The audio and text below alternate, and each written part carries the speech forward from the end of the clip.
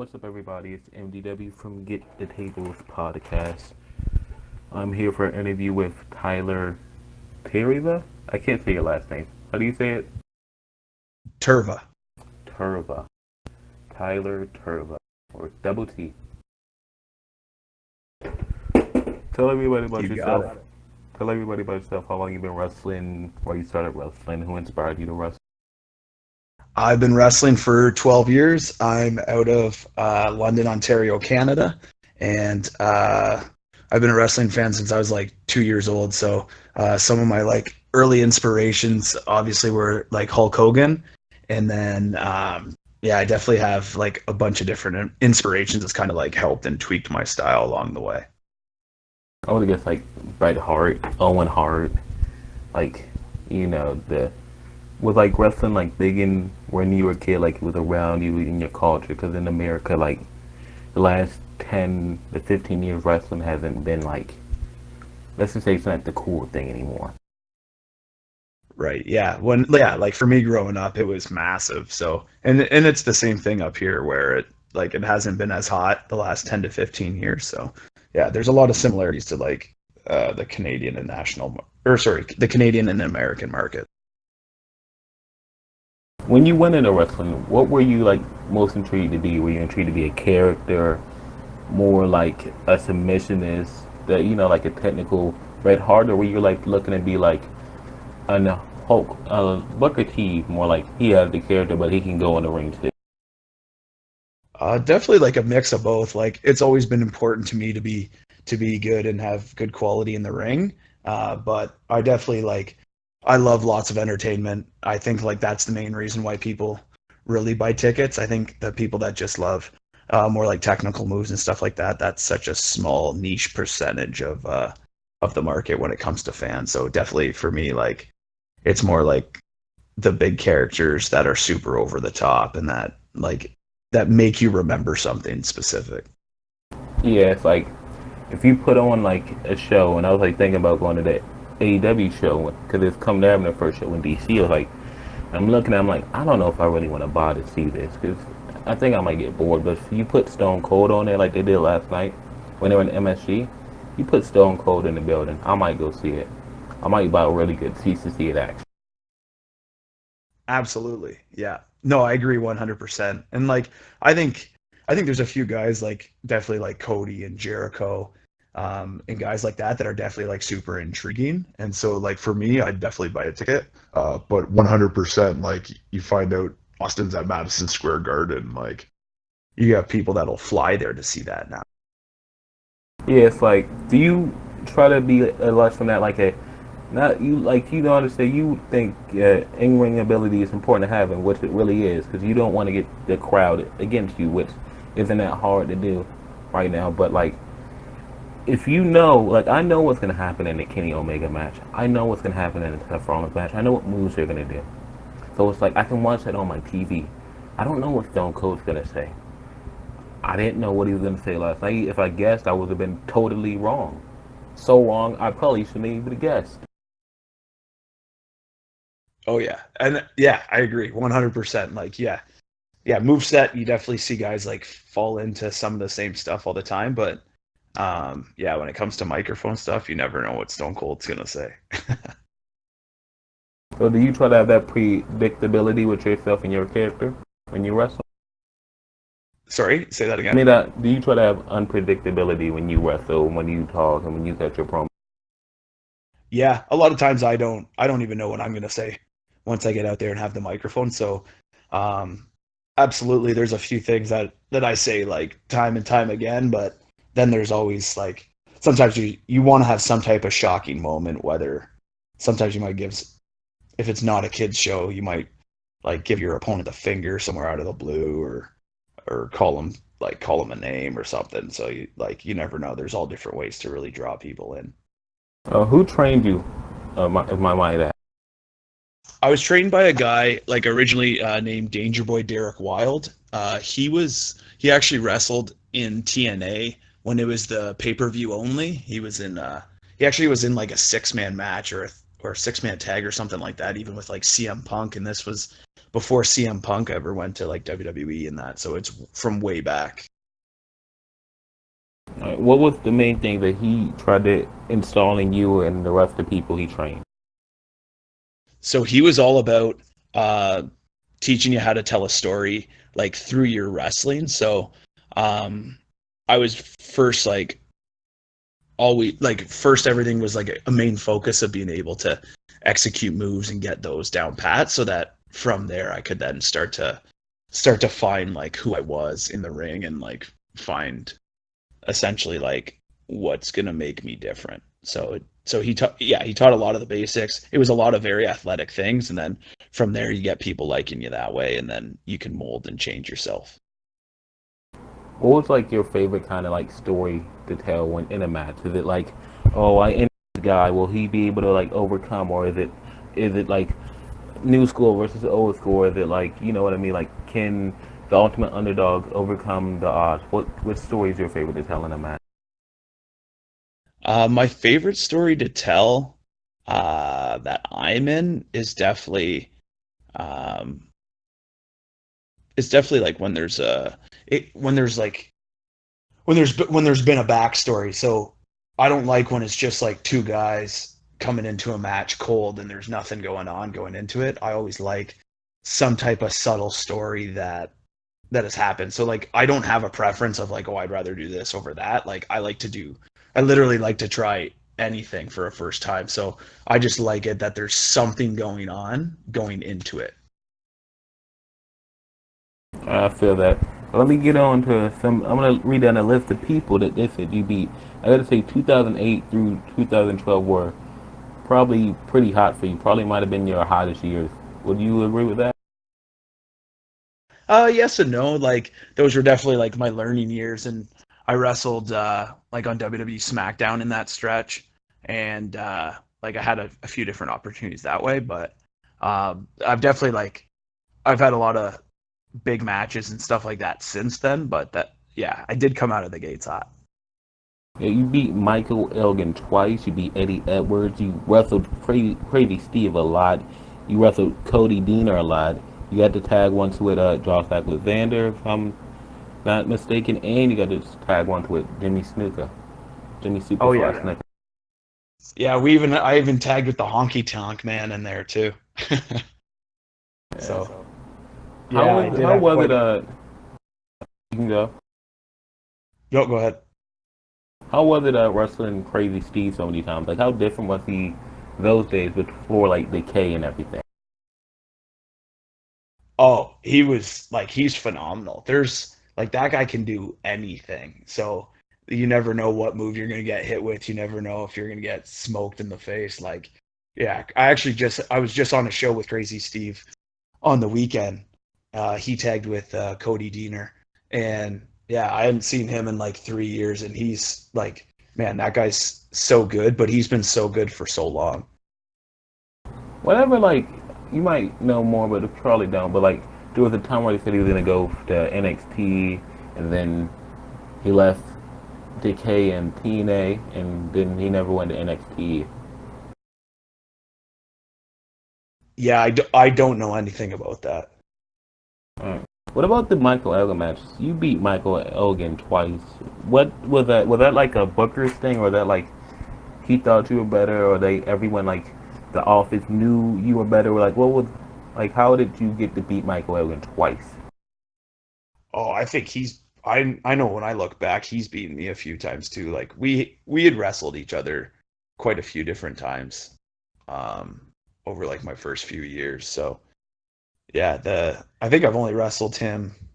I actually wrestled him once or twice even in the last like 5 or 6 years, I think, and he beat me both times. But yeah, like Elgin has all like by the time I got to the wrestling scene, like Elgin had been around a couple of years and he was actually already main eventing shows like everywhere. So yeah, that guy taught me a ton. I'm saying a lot of like the one thing I've noticed about the list of like your big matches, and everything is a lot of them are with guys that are in TNA Impact now. So when you went, didn't you have like you were at the Las Vegas tapings for Impact? How did that come about? Yeah, so I went down. There was a tryout in front of the talent relations head, D'Lo Brown, and the vice president of Impact, Scott Demore. So I went down last Wednesday. Ended up doing that tryout, and then yeah, I was around for the Impact tapings as well in Vegas, and then I was yeah. So that was for the Thursday and the Friday. Which would you say is harder, like the WWE trials or the Impact trial you just did? The well, they're completely different. So this one was uh like the WWE one is multiple days, where this one was just a 1 day one. Now, mind you, like the companies also do have more than one structure for their tryouts, but it all depends because sometimes they work you out, sometimes they don't. Um, Sometimes you're having matches, sometimes you don't. So it changes and varies all different times. Can you tell me about who you got the wrestle to against on those tapings and not the result, just who you got the wrestle? Yeah, I ended up having a match on Explosion that should air in a couple weeks, and I wrestled TJP. TJP, he is great. I'm surprised they haven't tried to launch him or Rich Swann into the main event scene yet, but having him in the X Division doesn't hurt either. Man, that guy is so unbelievably good. I was shocked. We had quite the match, so I'm really looking forward to see him come out because TJP is an absolutely phenomenal wrestler. I actually ended up I actually saw him on a WWE house show like in my hometown, like I think a year and a half or maybe 2 years ago now. Him against Cedric Alexander, and it was yeah, it was super quality. Like that guy can go. He's good. Did Impact say they're gonna be in contact with you? Do you see yourself getting signed by them anytime soon? Like they just moved to Access, so they're gonna be looking. So they're not laying down. They're going to contend with the war that everyone says is coming. Hey, I so far I haven't heard anything specific, but in wrestling, one of the main things you always say is never say never. So you never know what could come about, and things could change on a dime. So They got like contracts and whatever. What do you think of the Killer Cross situation? Was that even talked about backstage? You don't have to say it or not. Was it like it's like right now there's a hashtag going on called Free Killer Cross, and I think that's really interesting to me because for one, there's a guy in Stanford that tells people he's not going to release them on a daily, and you never see a hashtag about it. honestly, like I didn't hear anyone talking about it, but that's because I'm just not signed there, so I'm not know. But I actually didn't know anything about it until I read on the dirt sheets while I was at like the tapings, just some of the different things that were coming out. So like I honestly I know like just as much as you would about all the Killer Cross stuff. Yeah, if what they are saying on Dirty is true, all I gotta say is it's a tough situation, but hopefully they'll figure it out. Yeah, absolutely. Yeah, it's there's definitely like a lot of you kind of wonder if everything on the dirt sheets are true and whatnot. Like you never really know both sides of the story because usually there's only one side that's being written about. You ever been involved in something or like see something with your eyes where like the dirt sheets wrote one thing and you know it turned out another thing? I always find it interesting because I never go back and look at what and remember what the dirt sheet had written. So like I remember even in the past, like there's always been some different like yeah, there'll be like speculation of oh this guy's gonna do this, but then like 3 weeks later it's someone completely different. So like I personally I'm not much of a dirt sheet guy. I'm getting like I'm reading into things like more and more, but I don't like I pretty much just like read about what's going on. Yeah. In the 10 years, or 10 about 11 years you've been wrestling, how much has the culture of wrestling changed and how is it like affecting you and how have you have to adapt it to it? Like to the change? That's a really good question actually. So like back when I started, um there was different things that that would be said, like even in front of like a crowd. Like so, audiences are a bit different. Like I find so like I wrestle a lot of family friendly shows where more than I wrestle like 19 plus crowds, and that's just how it's kind of gone over the years because that's just a lot more how it is um, up here in Ontario, Canada. And so definitely when I started, um, fans in the crowd would like if you're a bad guy, they're gonna yell like they're gonna almost yell like homophobic type of terms and stuff like that that wouldn't be like you wouldn't dare hear anything like that anymore. And so definitely over like even just like how crowds react and stuff like that, it's changed quite a bit even in the last like 3 or 4 years. But definitely like when I started 12 years ago, yeah, crowds were like they were way more ruthless and they'll call you whatever name they want. Like they don't care. And I've wrestled on like random fair shows in small towns to even like in front of like 19-year-olds that are at like costume parties when I'm wrestling like Brutus Beefcake. And yeah, like there's like I've done so many different random things. But yeah, like fans now, they're definitely like a lot more polite and they're yeah, that's I don't know. I feel like just the world is a bit like softer than what it used to be, but I don't think that's a bad thing. I think like there's definitely just a lot more respect. When it comes to like wrestling, which would you prefer? Because sometimes people say that they aren't really real heels because the fans like all these guys. Like, yeah, maybe sometimes Seth Rollins might be a heel or whoever might be a heel, but deep down, those fans don't hate him. They don't really want to boo him because once the match starts to get going and they start doing their thing, then they're gonna start cheering for everybody, and you're gonna get the "This is awesome" chant. Yeah, so like what was your question within that? Was like, which do you prefer? Do you prefer where like fans are a little more like let's say a little more ruthless and that is soft, that is polite? It's like wrestling, not in the world. It's wrestling. I think that's up to the person though.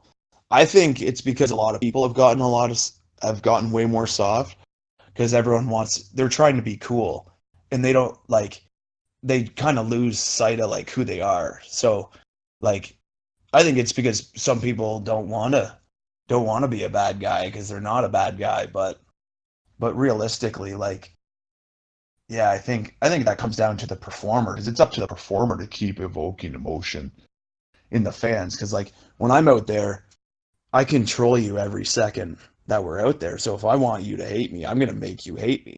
If I want you to love me, I'm going to do everything I need to make you love me. And that's completely on the fan. I think it's less like yeah, I think it's like it's people trying to be too cool and not being who they're supposed to be. Have you ever met like anybody that would like try to like you like there's a line and they always try to cross that line to get heat. Like they will always try to say things that probably in any time probably wouldn't be right to say. That's because they know it's gonna get the nuclear reaction, probably more nuclear than like that goes beyond wrestling. Yeah, there's definitely some guys that cross that line and there's a way of doing it tastefully and there's a way of not doing it tastefully and I think yeah, I think everyone at some point has kind of done it both ways, but you always need to know your audience and just know like it's okay to insult someone, but you don't need to insult someone deep to their core. There's other things that you can say to someone that are a lot more tasteful. Yeah, when I look at it, I feel like if I was ever gonna be a heel, there's only two topics I probably would never like go too hard at. It's as race and like illnesses, but I feel like everything else is free game. Got to get heat. Yeah, well, it's also like you wouldn't. I don't think it's right. Someone like if someone like I've seen people like make fun of someone because they had a disability of some sort, and like that's crossing a line. That's now that performer's just a shitty human being, you know. So yeah, there's definitely topics that people need to stay away from and just know like, hey, this person came here to have a good time because they bought a ticket. So you still have to give them your best, and you can do it without insulting them. That When you person. like when I look at a disorder, I don't know why anybody would ever go for that for heat. That's like like I'm gonna say I'm gonna beat up you and I'm gonna go home and I'm gonna f your wife and that's how it's gonna end. That's like you know that guy's not gonna do that, but that can get heat. Saying disrespecting the disabled guy that's just trying to have a good time. That's like that's just what are you doing? Yeah, but even saying that you're going to take someone's wife home and do something to them, even though you know in your head that they're not, like that's still crossing a line. And but there's other ways to say that where I could even say like, hey, if if your husband was more of a man, or you know what I mean, or just saying like he's not as much of a man as I am, like that alone is that's just a different way of saying like the exact same thing, and you're still not crossing that line. Yeah. Have you ever have you ever like been in a match with a guy and you're scripting up the match and the story and they try to like cross lines with you and you just bring it back? Have you never had that problem? Sorry, you cut out a little bit. I didn't catch the Have you ever middle. been laying out a match with somebody and they try to like lay the story out and they like keep crossing lines and whatever, like things to say? Like they keep crossing the line. No, I've never ran into that. All right. Have you ever been worked for like a Ring On, or have you ever been reached out by them promotions like that? Because there's a lot of promotions now. And I feel like they're in need of a lot of talent with what's going on in wrestling right now. I've never reached out to Ring of Honor. That's a company that I've never really personally gone after. So That's one thing I noticed what the interviews I've been doing. No one's ever like I asked that question. No one's ever reached out to Ring Honor. Ring Honor doesn't even like. It's not like Ring Honor hasn't reached out to them. You got to reach out to Ring Honor, which I think is kind of weird. yeah, I know like for different Canadians as well, like in order to be with Ring of Honor, like you have to get a work visa to be able to go and work there. And so a lot of times, or even living in a different, like in from another country, someone that's not American, they're going to need a visa in order to work for them to do different shows. So that's why I think you see so many American talent on on their product, and that is just because of those things.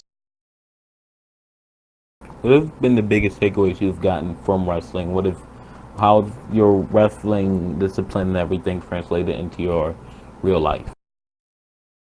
Man, that's a great question. And I actually I talk about this quite a bit to people, like people that don't really understand that don't wrestle. Like pro wrestling has made me appreciate every single moment that I get to share with, whether it's like my friends, my family, my girlfriend.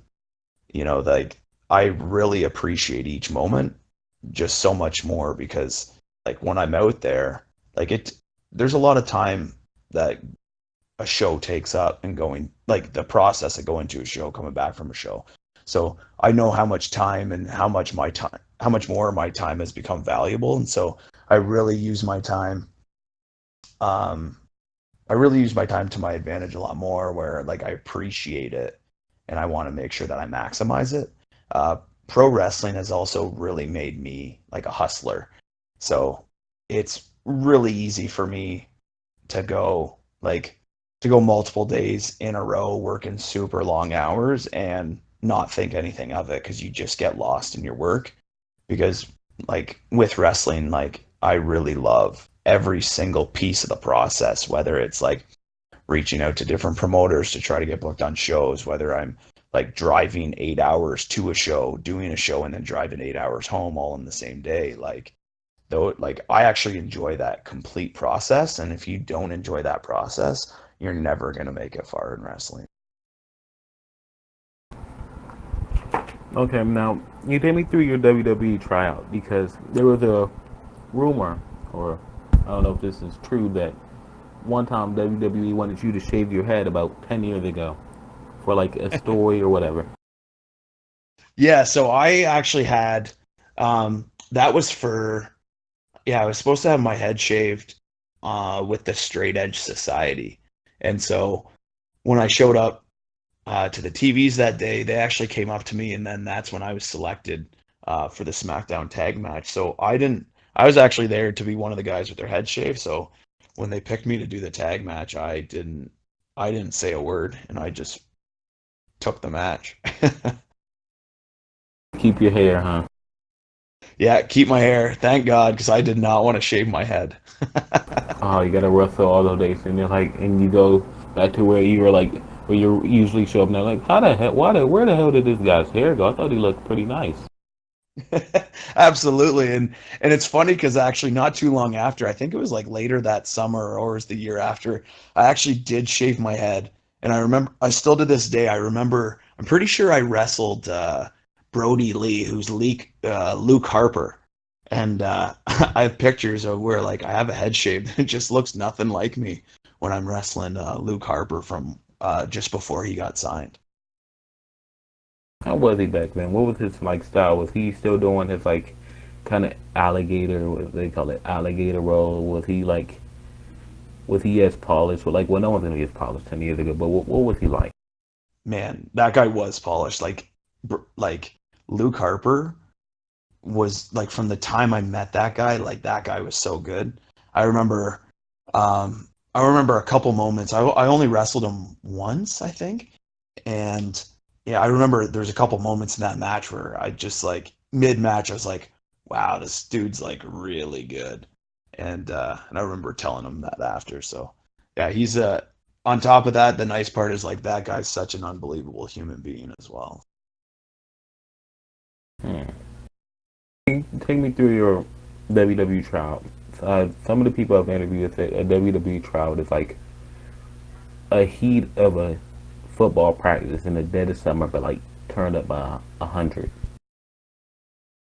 Yep, absolutely. I did the last FCW one when it was in Tampa, and so yeah, I found like I'll be honest, like I've always been pretty fit, so it that was definitely like it was really hard, and I slept like crazy the night those nights after those long days. But I definitely had like an out of body experience in one of the drills where Robbie Brookside is just yelling at us and just making us like drive ourselves into the ground with some of these drills and work our asses off.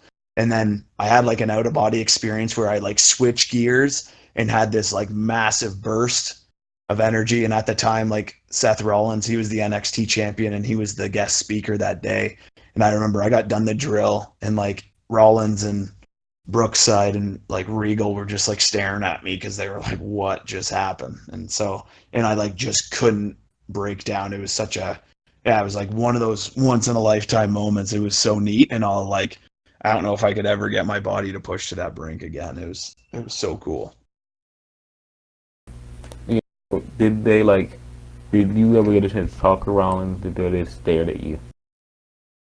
I did have a couple people come up and ask me different questions like that work at WWE, and like they were just getting to know me a bit, but like they were just those three were just staring, and I could tell I was like, okay, I think I just did something right by just finding that gear, so it was pretty neat.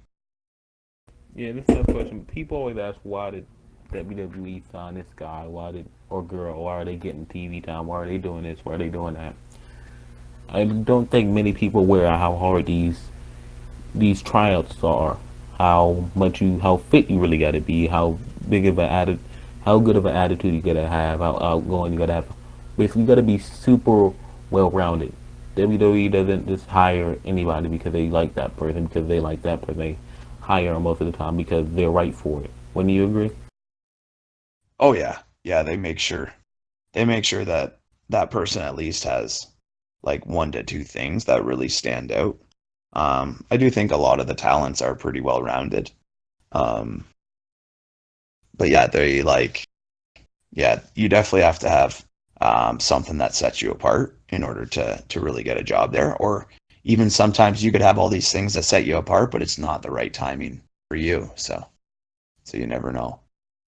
What did they tell you that you needed to improve on, or what you were good at?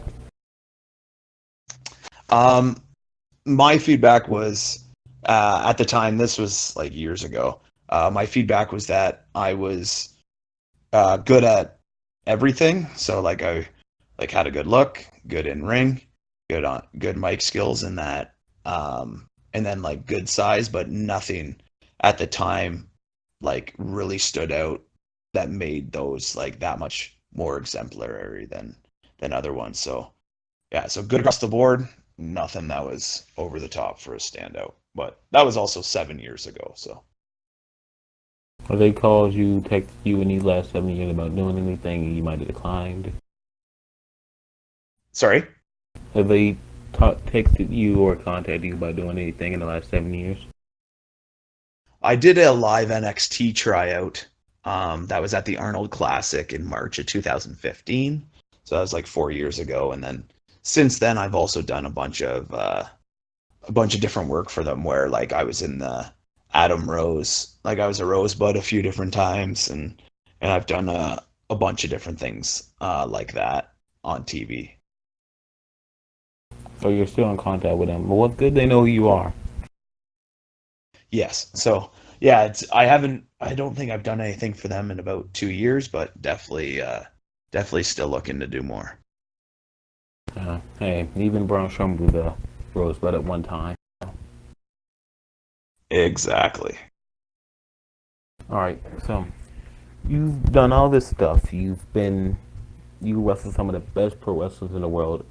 And my question is, why haven't you been a guy or the top guy in one of the top five promotions yet? What would you say why you haven't? I think I like a lot of it comes down to just opportunity, and then yeah, and like being first, you got to get there in order to even try to be a top guy in a top spot. I've been the like where I am, and like a lot of promotions where I wrestle. Like I've had a lot of spots where I am the guy or a top guy that has wrestled in like a lot of those scenarios, and so yeah, I think it comes down to opportunity that opportunity hasn't come yet, but it doesn't mean that it won't. All right, last question. Where do you see yourself in this industry in 5 years? In 5 years, I see myself being signed to one of the major American companies, um, and definitely everyone's going to know who the Saturday Night Delight Tyler Turva is. All right, thank you. It's been a pleasure to talk to you. Hope you have a Same, good bro. rest of your Thank you day. very much. And if you want to come check the show out, get the tables on Twitch, on YouTube. We're live every Tuesday, Friday, and Saturday. Our hosts are Tony and Dave. Get the tables live. We're going to be live tonight for Raw and SmackDown review on Twitch at 10 p.m. Get the tables. Getdatables.